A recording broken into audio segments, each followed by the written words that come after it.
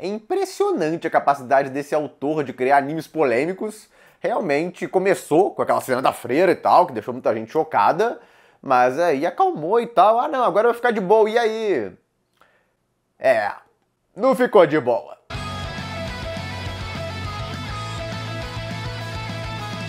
Fala, gente! Voltamos aí com mais um vídeo sobre Heion, o novo anime aí do autor de Shouzoku Reviewers, que já começou causando. Quem quiser entender, eu expliquei num vídeo aí, vou linkar pra vocês nos cartões. Nesse vídeo aí eu comentei sobre o episódio 1 e 2, e aqui eu vou comentar o que veio a seguir, principalmente o último episódio, que foi o mais... Uou! Vamos lá! Como sempre, se gostarem do vídeo, não esqueça de dar um like, compartilhar, se inscrever no canal e apertar aquele sininho para não perder nenhum vídeo. E quem puder vir membro, você vai estar apoiando mais ainda o canal, me fazendo não depender da monetização do YouTube, e vai ganhar uma penca de vídeos extras aí, já tem mais de 400, e tem um bando de quadros exclusivos aí, com tudo que é tipo de vídeo. E tem impressões semanais também, onde eu comento tudo que eu tô assistindo da semana pros membros. Inclusive Rayon é um que eu comento aí toda semana pra eles. Mas o último episódio aí fez um bando de gente, no caso dos comentários, ele pediu pra eu comentar pra todo mundo, então vamos lá. Rayon é basicamente um anime de deuses contra demônios, não tem muito mistério quanto a isso. E bom, teve algumas discussões interessantes, algumas filosóficas até, do modo que os deuses agem. Alguns acharam totalmente maluco o negócio, outros acharam interessante, variou aí. E continua nessa pegada que o autor tem umas ideias muito doidas nessa história. Porque os deuses não ligam muito para os humanos, embora sejam invocados por eles, criados através dos desejos deles. Mas os deuses só têm interesse em acabar com os demônios. Os humanos mesmo, eles não querem ajudar. Pelo menos não nos conflitos de humanos contra humanos. E eles nem se têm pena, porque comentaram um negócio pesadíssimo nesse último episódio aí que os demônios estão fazendo com os humanos, e eles nem aí. Inclusive, a vilã aí que mudou de lado, sofreu lavagem cerebral, até achou estranho eles não acharem nada demais naquilo. E então o autor o tempo inteiro pega em cima disso, que os deuses em si não estão nem aí para os humanos. É um negócio bem estranho, mas é um negócio diferente para variar também. Então achei legal um autor com essa ideia. Ele tentou explicar a ideia e o motivo disso. E bom, fora isso, foi um bando de luta até agora. Alguns até brincaram que é uma espécie de Dragon Ball, só que com mais coisas pesadas tematicamente. Mais ou menos. Mas tem realmente várias lutas aí, algumas bem megalomaníacas. Essa mestre do protagonista, então, nossa senhora, a bicha é muito apelona. De qualquer forma, ao invés do padrão dos bonzinhos estarem bolando uma estratégia porque estão encurralados contra os demônios, a gente tem o contrário. Os demônios bolam uma estratégia para tentar lidar, no caso com o pessoal do bem, os deuses. E aí eles vão tentar pegar os discípulos da mulher, já que não conseguem lidar com ela, vão pegar os discípulos pelo menos. Que eles sim, eles acham que conseguem derrotar. Só que eu não contava com esse personagem que é apresentado aí mais à frente, ele não parecia muito forte inicialmente, até a aparência dele, tá, o jeitão dele, mas ele surpreende, porque ele é muito mais forte, até que o protagonista da história, como mostrou aí na luta dele contra esses dois demônios. Não eram nada pra ele. Ele tava até brincando de tentar usar magia e tal, que é um negócio que ele não consegue usar direito ainda. Mas fisicamente ele é muito mais forte que os demônios. Então, de novo, aquela quebra de expectativa, porque o plano dos demônios lá não chega nem perto de dar certo. Inclusive o Weasley, que tava pesquisando formas lá de lidar com os demônios, não eram só os demônios, obviamente, que estavam bolando estratégias. O Weasley, aquele negócio que ele fazia e tal, que era meio suspeito nos primeiros episódios, de levar os corpos e tudo mais, aquele negócio mais lá sem informar a mestra dele. Aquilo tudo é um bando de pesquisas que ele tá fazendo com os demônios pra conseguir derrotar eles. Então não era nada ruim o que ele tava fazendo ali. Ele não é muito bom na parte física, então ele investiu na parte da inteligência. E bom, a Esdeath vai atrás dele, eu brinquei aí, que essa aí lembrava bastante a Esdeath, porque ela é basicamente uma general sádica pra caramba, bonitona, e parecia, pela ending, ter algum interesse em romance. E, bom, pra quem não sabe quem é Esdeath, é basicamente uma personagem bastante famosa de Akame ga Kill. Ela era uma vilã que acaba se apaixonando pelo protagonista da história. E, bom, a descrição de uma general sádica muito forte e que acaba se interessando por romance é a perfeita descrição pra ela. Então eu já liguei essa aí e fiquei, será? Só que aí, bom, começou que ela não é tão forte assim, porque ela tava se cagando de medo da mestra do protagonista, quando viu lá o que ela fez com os outros demônios. E aí depois ela vai enfrentar o Weasley, e ela parecia que estava encurralando ele, mas na verdade ele consegue armar contra ela lá, e deixa ela numa situação deplorável, inclusive implorando para ser morta, já que ela pensou que ele iria violar ela. É até um tanto quanto irônico, porque ela deixa um bando de homens, no caso soldados dela e tal, fazer o que quiserem com as mulheres. Mas quando ela pensou que iriam fazer o mesmo com ela pediu a ele pra matar ela ao invés disso. Ou seja, ela não é nem forte psicologicamente, nem fisicamente. Ela inclusive acaba sofrendo uma lavagem cerebral, então ela pelo menos foi pro lado dos mocinhos aí. Mas eu fiquei me decepcionado, que ela é bem mais fraca do que eu pensava. E até o modus operandi do psicológico dela também não é muito forte. Então, basicamente, não merece o título de Death desse anime. De qualquer forma, ele pegou essa e fez lavagem cerebral nela, e os outros demônios que foram atrás deles, ele também foi fazer lavagem cerebral deles. No caso, ele altera o cérebro deles e tal, ele estudou sobre isso. Então ele faz uma cirurgia lá, que basicamente faz eles mudarem de lado. Ok.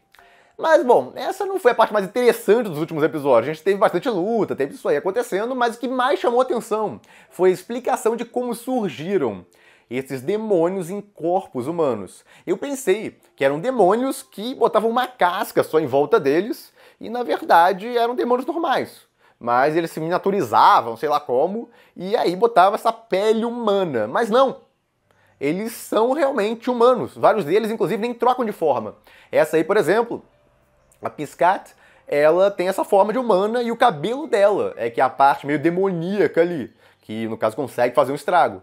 Mas ela mesmo não cria uma forma de demônio ou algo parecido, como alguns outros personagens que mostraram aí. Essa aí, por exemplo, também a Miko, ela nem tem super força nem nada. Ela fisicamente é o equivalente a um humano, mas ela tem uma capacidade de observação absurda. E ela é bastante inteligente também. E sim, chama atenção também porque, bom, ela usa pouca roupa, bem pouca roupa. Mas, bom, é o equivalente a um biquíni, então talvez, só talvez o YouTube ele deixe passar, mas, bom, eu não tenho muita esperança. Triste. Mas, de qualquer forma, essa personagem aí é responsável pela lavagem cerebral das mulheres que eles capturam. Para que eles capturam mulheres? Não é só para agradar os homens. Na verdade, tem um propósito por trás ali. Que foi explicado de novo, daquela forma bizarra, onde a explicação é chata pra caramba e longa. Então eles pegam e passam rápido pra caramba, só que não dá pra entender nada. Não dá tempo de ler aquilo, eu não consigo, pelo menos. Então tem que ir pausando. E algumas vezes, até pausando, fica difícil de pegar alguns diálogos que passam muito rápido. Então, pé no saco essas cenas aí, porque eu tenho que ficar passando devagar, porque eu quero entender o que tá acontecendo ali, que eles estão explicando. E, bom, basicamente essa parte é pesada, eles tentam explicar de forma leve. O diretor claramente tá aliviando esse anime. Se vocês pegarem material original, o mangá, vocês vão notar que é bem mais pesado as cenas. Alguns vão chamar até de fetichista várias das cenas. Já no anime, tá bem mais leve. O diretor tá fazendo o que pode pra não dar muita polêmica, porque essa obra aí, ou esse autor mais precisamente, é um gerador de polêmica ambulante, porque, nossa senhora, quem pegar o mangá original pra ler vai entender do que eu tô falando. De qualquer forma, eles explicam aí que essas mulheres foram capturadas para gerarem filhos. Até por isso, inicialmente, eles só capturavam elas e deixavam os homens fazerem o que quiserem com elas, mas elas começavam a se matar. No caso, vão ficando loucas ali. Obviamente, a situação é horrível. Isso acontece em guerras, inclusive. E aí elas começavam a se matar. Um outro caso que também é muito relatado em guerras, onde acontece esse tipo de barbaridade, é que as mulheres que acabam tendo filhos matam os filhos. Então, é bem pesado esse tipo de assunto, e eles conseguiram não deixar tão pesado assim, embora já tenha criado alguma polêmica, porque é um negócio meio brabo. Eles capturam mulheres só pra, no caso, gerarem filhos pra eles fundirem com demônios, pra criar esses demônios humanoides. Então tá aí que eles surgiram. Tem explicação aí, tem um demônio lá que consegue servir de incubador e fundir um demônio e um bebê humano. E aí surgiram esses demônios, que a gente conhece aí na história, os demônios protagonistas, por assim dizer. E, bom, a gente tem a freira, que voltou a aparecer e, de novo, gerou uma cena...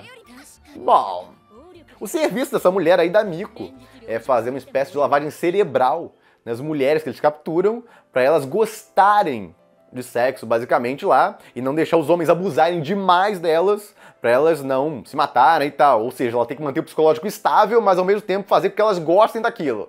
Então, se ela tivesse poderes, ficava mais fácil de aceitar a ideia, porque muita gente comentou comigo, os membros inclusive, que parecia um negócio tirado do hentai.